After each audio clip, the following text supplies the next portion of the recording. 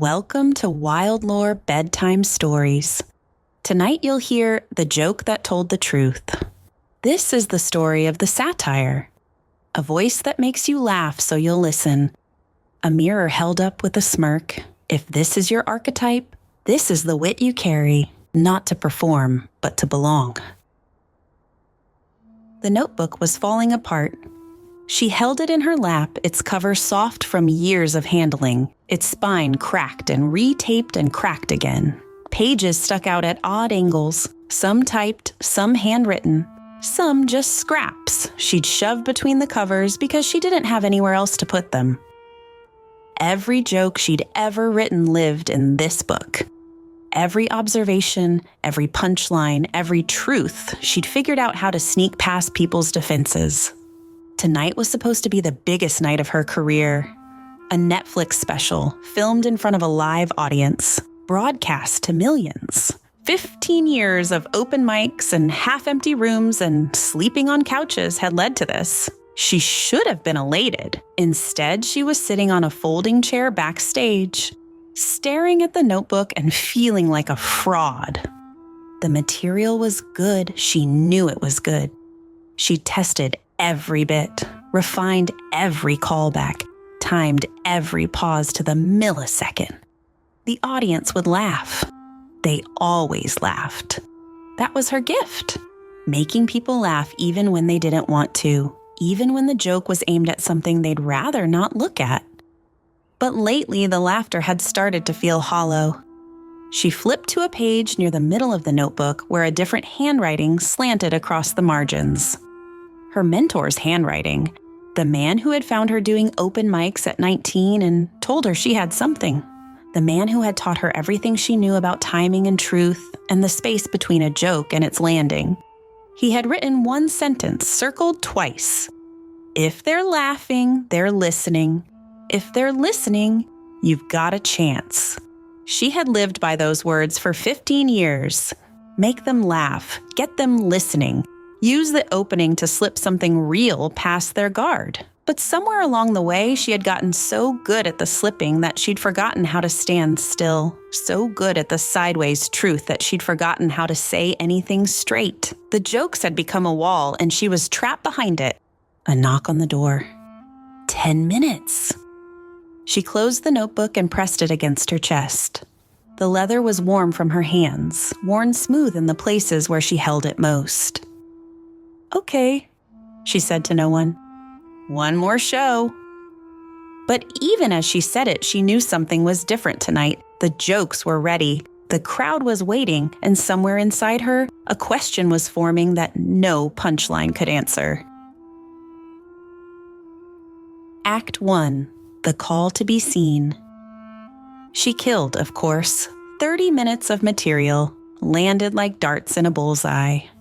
The audience roared at her takes on dating apps and corporate diversity training and the particular absurdity of airline boarding groups. She did her bit about family reunions, the one that always destroyed, and watched a woman in the front row laugh so hard she cried. She was good at this. She had always been good at this. But halfway through the set, something happened that had never happened before. She looked out at the audience. All those faces twisted with joy, open and undefended because the laughter had made them feel safe, and she felt a wave of loneliness so sharp it nearly knocked her off her rhythm. They were laughing, but they didn't know her. They knew her jokes, her timing, her persona. They knew the version of her that existed on this stage, in this spotlight, with this microphone in her hand. But that version wasn't real. That version was a costume she put on, a mask she'd worn so long, she sometimes forgot what was underneath. She pushed through. Years of training made that possible, and finished strong.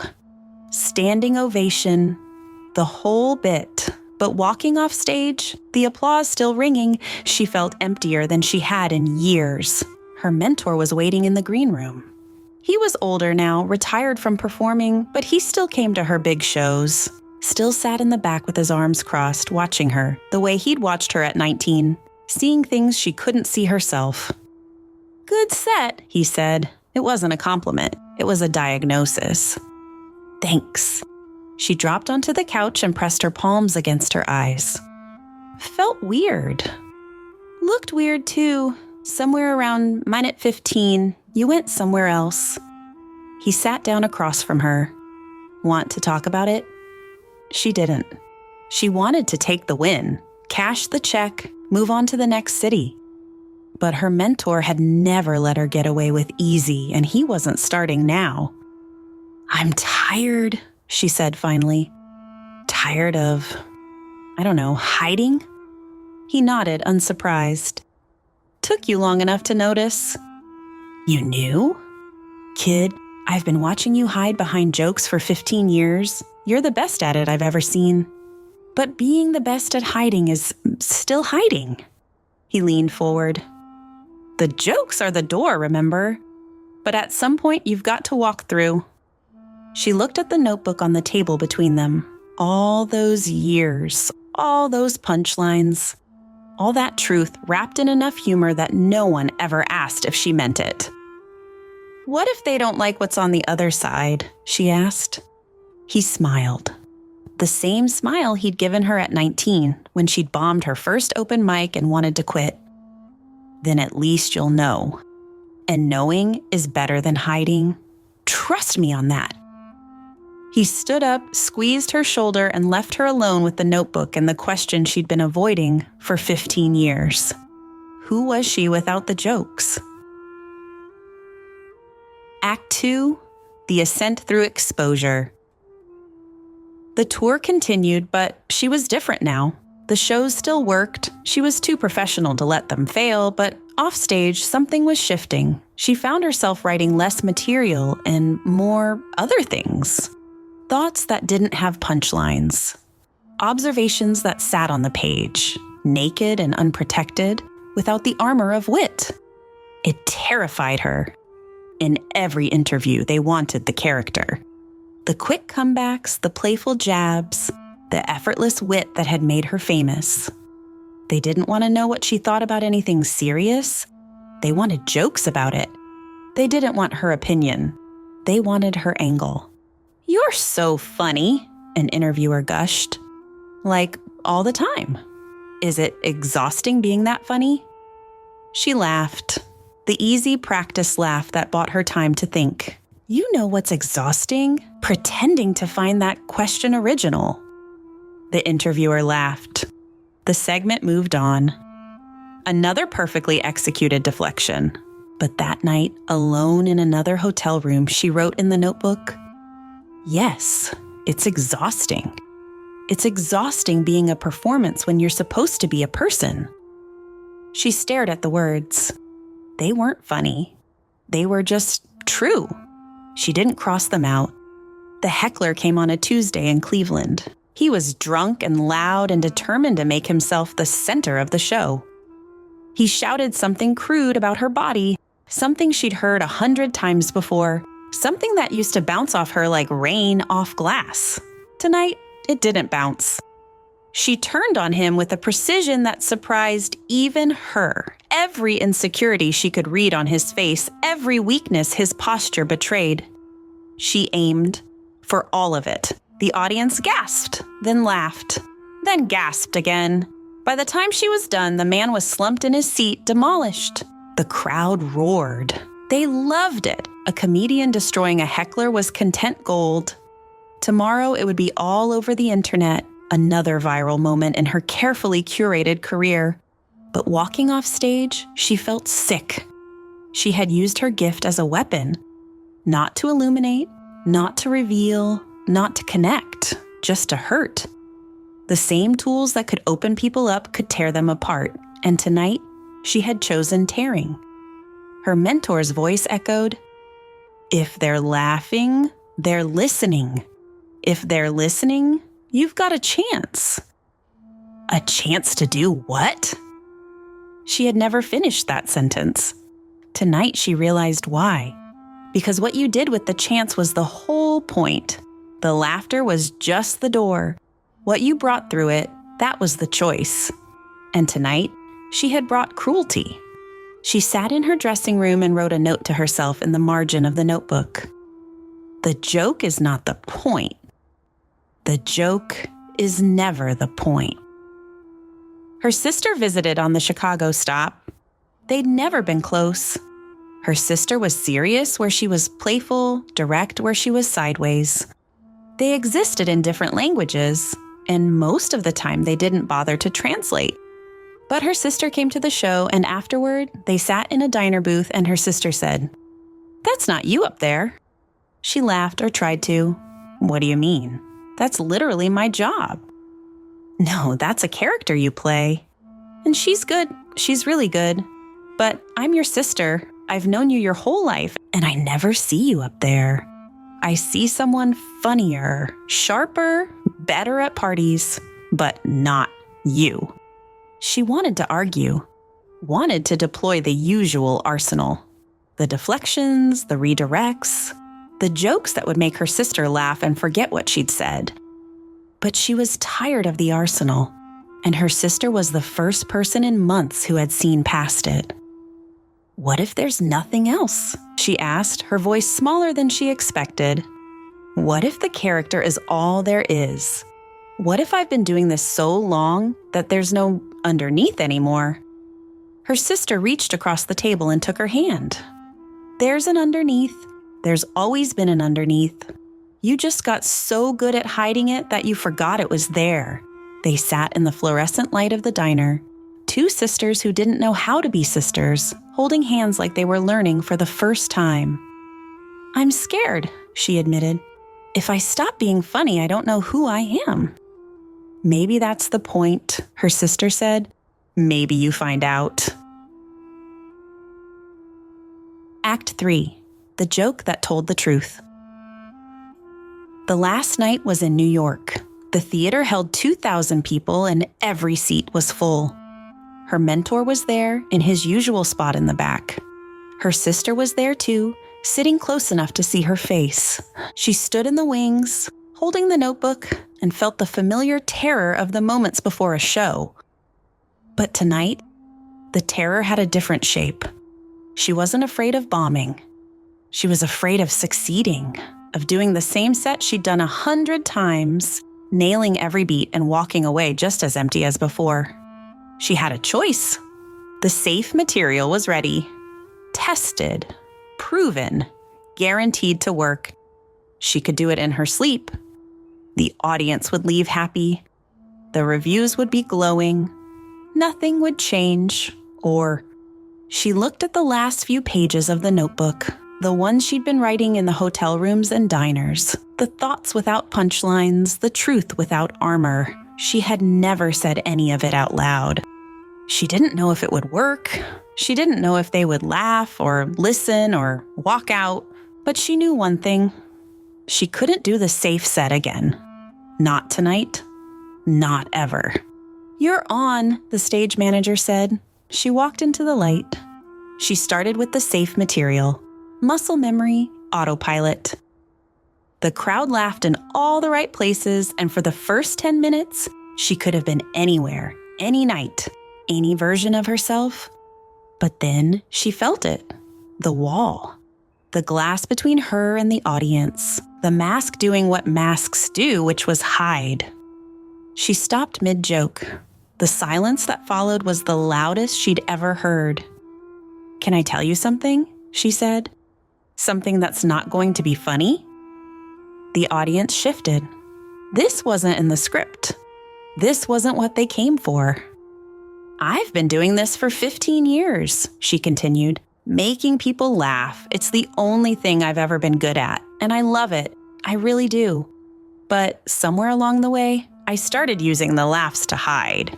Every time something got too real, I'd crack a joke and the moment would pass and I'd never have to actually feel it." She could feel her hands shaking. She held the microphone tighter. "I'm really good at deflection, best in the business. But I'm starting to think being good at hiding isn't the same as being good. It's just being scared." The audience was silent. She couldn't tell if it was the good kind of silent or the bad kind. She kept going anyway. The thing about being funny all the time is that people stop expecting anything else.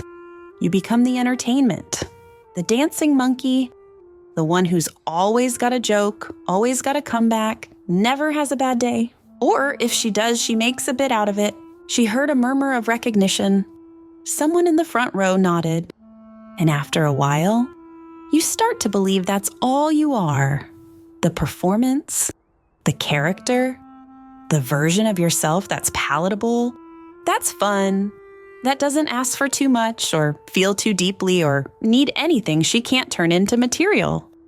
She thought of all the relationships she'd tanked because she couldn't stop being funny long enough to be real. All the hard conversations she'd avoided with a well-timed punchline. All the grief she'd never let herself feel because feeling was too sincere. And sincere wasn't her brand. "I'm tired," she said simply. "I'm tired of being the character. I want to see what happens if I'm just me." The scariest part isn't that you might not be funny. The scariest part is that you might be nothing. That underneath all the jokes, all the bits, all the personas, there's just this emptiness. This person who doesn't know how to exist without the applause. She heard her own voice echoing in the theater, and for a moment, she wanted to take it all back. This was too much, too raw, too real. The audience had paid for comedy, not therapy. She was about to lose them. And then, from somewhere in the middle of the crowd, someone started clapping. A single person, slow and steady, then another, then a ripple, spreading outward until the whole theater was applauding. Not the explosive roar of a punchline landing, but something quieter, something warmer. They were clapping because they recognized themselves. She looked out at the audience and saw what she'd been too afraid to see before. They weren't just laughing at her jokes. They were waiting for her. The real her. The one behind the wall. "My mentor told me something once," she said, her voice steadying. He said, "If they're laughing, they're listening. If they're listening, you've got a chance." I've been focused on the laughing part for 15 years, but I think I finally understand the chance part. She held up the notebook, the battered, taped-together collection of everything she'd ever written. The chance isn't to be funny. The chance is to be heard, to say something that matters, to connect, not through the defense of the joke, but through the truth the joke was always pointing toward. She opened the notebook to the last page. "So here's the truth. No punchline. I'm scared most of the time. I don't know what I'm doing. I use humor because it's easier than feeling things directly. And I've spent so long being funny that I forgot how to just be." She closed the notebook and looked at them. "But I'm here, and you're here, and maybe that's the whole joke. That we spend so much time performing for each other when all we really want is for someone to see us as we actually are." She smiled, not her stage smile, but her real one, the one her sister remembered. "Thanks for listening." Her mentor found her outside, sitting on the steps behind the theater, the notebook open in her lap. "That was either the bravest thing I've ever seen or the dumbest," he said, lowering himself down beside her. "Haven't decided yet." "Join the club," she laughed, a real laugh, surprised out of her. "I have no idea what I'm doing." "Yeah." He looked up at the narrow strip of sky visible between the buildings. "That's usually when the good stuff starts." They sat in silence for a moment. The city hummed around them. Sirens, laughter, the endless pulse of a million lives happening all at once. "What you said in there," he said finally. "About the chance. You got it right." "You think?" "I know. Took me 30 years to figure that out, and I never had the guts to say it on stage. You said it at 32. That's not nothing." She looked at the notebook. All those years of material, all those walls she'd built out of wit and timing and perfectly constructed punchlines. It wasn't useless. It had gotten her here. But it wasn't everything. "So what now?" she asked. "Now?" He shrugged. "Now you write something new, something that scares you, something that doesn't have an easy out." He patted the notebook. You've got the tools. You've got the timing. Now you've got the truth. See what happens when you put them together. She nodded slowly, feeling the weight of the notebook in her hands. Not heavy anymore, but full of possibility. If they're laughing, they're listening, she said half to herself. And if they're listening, he prompted. She smiled. The real smile again, the one she was just learning to show. Then I've got a chance to be real. He squeezed her shoulder and stood up, joints cracking. That's the whole game, kid. Took you long enough to figure it out. He walked away, disappearing around the corner, leaving her alone with the notebook and the night and the first few pages of something she'd never written before. She picked up her pen. This time, she didn't start with a joke. This was the story of the satire. If you are the satire, your voice makes people laugh so they'll listen. You hold up a mirror with a smirk, showing truths that go down easier when they're funny. Your gift is wit, and your power is learning to use it as a door, not a wall. If they're laughing, they're listening. And if they're listening, you've got a chance to be real. You've just heard the Satire bedtime story, one of the 8 archetypes in the Wild Lore framework. To discover your own archetype and learn to use your wit as a way through, not a place to hide. Take the Wild Lore quiz at wildlore.co. Your story is waiting to be told.